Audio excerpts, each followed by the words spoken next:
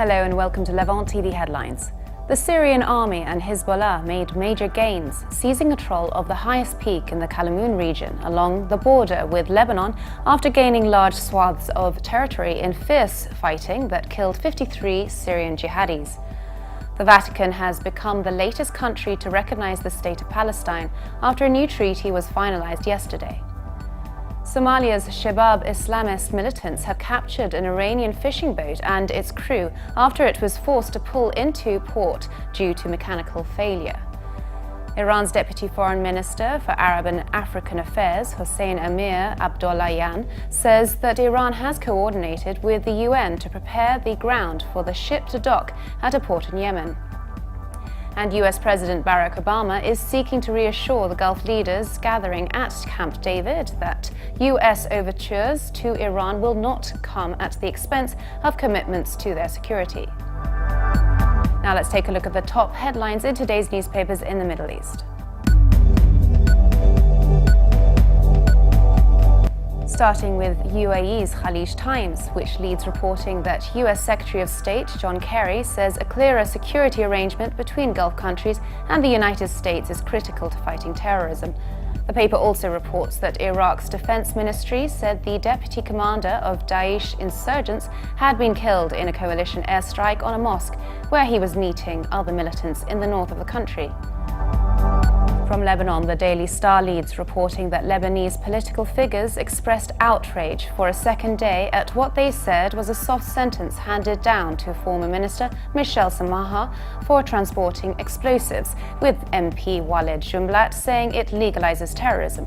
The paper also reports that security forces Thursday were hunting for gunmen after the owner of Minyara Bakery, Assad al-Warraq, was gunned down in his northern Akkar hometown of Shabila.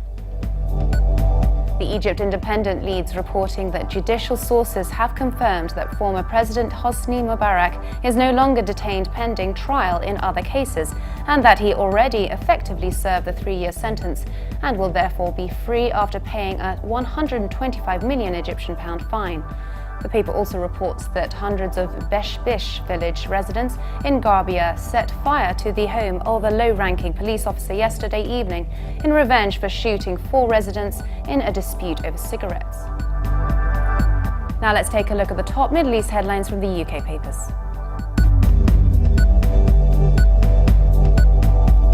The Telegraph leads its Middle East news, reporting that Islamic State fighters are attacking Syrian troops near the ancient Roman site of Palmyra, one of the world's finest set of classical ruins.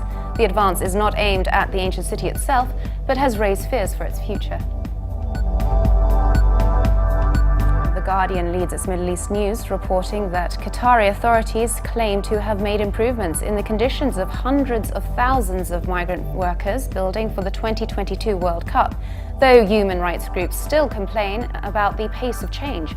Officials insist they are moving as fast as they can to overhaul their labor laws and improve conditions for construction workers, who face privation, penury, and harsh restrictions on workplace rights in the Gulf state. The Independent leads reporting that US President Barack Obama betrayed no misgivings as he opened a 2-day summit with 6 Gulf allies.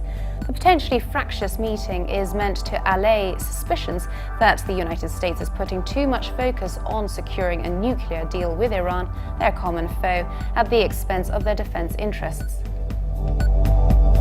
Now let's take a look at the top Middle East headlines in the international papers.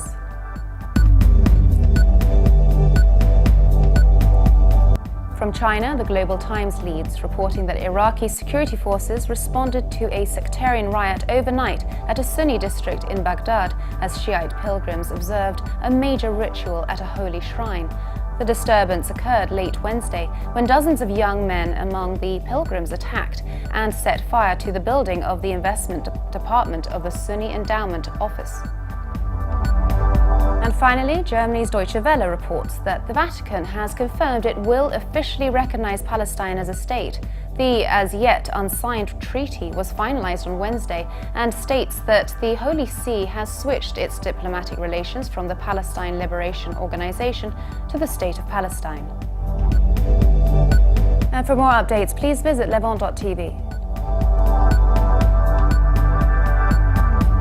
Thanks for watching. Be sure to join us again tomorrow. Bye for now.